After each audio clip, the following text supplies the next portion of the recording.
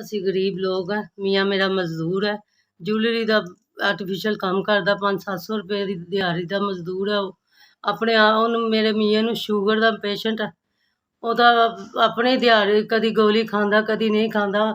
ਮੇਰੇ ਬੱਚੇ ਛੋਟੇ ਛੋਟੇ ਆ, ਕਿਰਾਏ ਦੇ ਮਕਾਨ 'ਤੇ ਅਸੀਂ ਰਹਿੰਦੇ ਪਏ। ਰੋਟੀ ਵੀ ਬੜੀ ਮੁਸ਼ਕਿਲ ਪੂਰੀ ਹੁੰਦੀ ਹੈ। ਆਪਣੇ ਪਾਕ ਪਰਵਰਦੀਗਾਰ ਨੇ ਮੈਨੂੰ ਇਸ ਮੁਸ਼ਕਿਲ 'ਚ ਪਾ ਦਿੱਤਾ ਕਿ ਮੈਂ ਤਕਲੀਫ ਦੇ ਵਿੱਚ ਮੁਬਤਲਾ ਹੋ ਗਈ ਹਾਂ। ਕੈਂਸਰ ਹੋ ਗਏ ਚੈਸਟ ਦਾ, ਤੇ ਮੈਂ ਇੰਨੇ ਜੋਗੀ ਨਹੀਂ, ਕਿਸੇ ਜੋਗੀ ਨਹੀਂ। ਮੈਂ ਕਿਸੇ ਹੌਸਪੀਟਲ ਵਾਲੇ ਨੇ ਮੈਨੂੰ ਪੀਰ ਵਾਲੇ ਦਿਨ ਬੁਲਾਇਆ ਸੀ ਚੈੱਕਅਪ ਲਈ। ਮੇਰੇ ਕੋਲ ਇੰਨਾ ਨਹੀਂ ਸੀਗਾ, ਮੈਂ 500-700 ਰੁਪਇਆ ਕਿਰਾਇਆ ਹੀ ਲਾ ਜਾਵਾਂ, ਤੇ ਮੈਂ ਅੱਗੋਂ ਕੀ ਕਰਾਂ। ਮੇਰੇ ਇੰਨੇ ਜੋਗੀ ਨਹੀਂ। ਮੇਰੀ ਸਿਟੀ ਸਕੈਨ ਬੜੀ ਔਖੀ ਕਰਾਈ ਹੈ, ਜਿਵੇਂ ਕਰਾਈ ਹੈ ਮੇਰੇ ਖੁਦਾ ਨੂੰ ਪਤਾ। ਤੁਹਾਡੀ ਮਿਹਰਬਾਨੀ, ਮੇਰੀ ਇਮਦਾਦ ਕਰੋ, ਮੇਰੇ ਤੇ ਤਰਸ ਕਰੋ, ਮੇਰੀ ਇਮਦਾਦ ਕਰੋ। ਮੈਂ ਅਸਲੀ ਇਮਦਾਦ ਦੀ ਹੱਕਦਾਰ ਹਾਂ। ਮੈਂ ਤੁਹਾਡੇ ਅੱਗੇ ਹੱਥ ਜੋੜਨੀ ਹੈ, ਮੇਰੀ ਇਮਦਾਦ ਕਰੋ। ਮੈਂ ਇਸ ਟਾਈਮ ਬਿਲਕੁਲ ਅੱਲਾ ਦੇ ਆਸਰੇ ਤੇ ਤੁਹਾਡੇ ਆਸਰੇ ਤੇ ਬੈਠੀ। ਮੇਰੀ ਹੈਲਪ ਕਰੋ, ਮੇਰੀ ਮਦਦ ਕਰੋ। ਉਹਦਾ ਅੱਲਾ ਰਸੂਲ ਦਾ ਵਾਸਤਾ ਮੇਰੀ ਮਦਦ ਕਰੋ। ਮੇਰੇ ਬੱਚੇ, ਉਹਨਾਂ ਦਾ ਮੇਰੇ ਸਿਵਾ ਕੋਈ ਨਹੀਂ ਹੈ,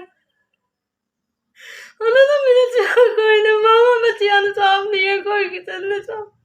ਇਸ ਲਈ ਇੱਕ ਬੱਚਿਆਂ ਦੀ ਮਾਂ ਨੂੰ ਬਚਾ ਲਓ। 9-10 VS ਤੁਸੀਂ, ਮੈਂ ਤੁਹਾਡੀ ਬਹੁਤ ਸ਼ੁਕਰਗੁਜ਼ਾਰ ਹਾਂ। ਤੁਸੀਂ ਮੈਨੂੰ 10,000 ਭੇਜੇ। ਅੱਲਾ ਪਾਕ ਤੁਹਾਨੂੰ ਤਰੱਕੀਆਂ ਦੇਵੇ, ਦਿਨ ਪਰ ਰਾਤ ਤਰੱਕੀਆਂ ਦੇਵੇ। ਅੱਲਾ ਪਾਕ ਤੁਹਾਨੂੰ ਕਾਮਯਾਬੀਆਂ ਦੇਵੇ।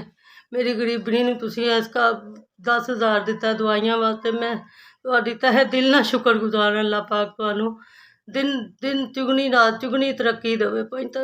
ਅੱਲਾ ਪਾਕ ਤੁਹਾਡੀ ਹਰ ਤਰ੍ਹਾਂ ਦਾ ਮੁਸ਼ਕਿਲ ਹੱਲ ਕਰੇ।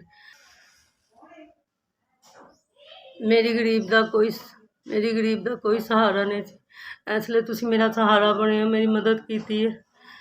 ਅੱਲਾ ਤੁਸੀਂ ਇੰਝ ਹੀ ਸਭ ਦੀ ਮਦਦ ਕਰਦੇ ਰਹੋ। SVS ਅੱਲਾ ਪਾਕ ਤੁਹਾਨੂੰ ਤਰੱਕੀਆਂ ਦੇਵੇ। ਤੁਸੀਂ ਇਸ ਲਈ ਮੇਰੀ 10,000 ਦੀ ਮਦਦ ਕੀਤੀ ਦਵਾਈਆਂ ਵਾਸਤੇ। ਮੈਂ ਤੁਹਾਡੀ ਤਹਿ ਦਿਲ ਨਾਲ ਬਹੁਤ ਸ਼ੁਕਰਗੁਜ਼ਾਰ।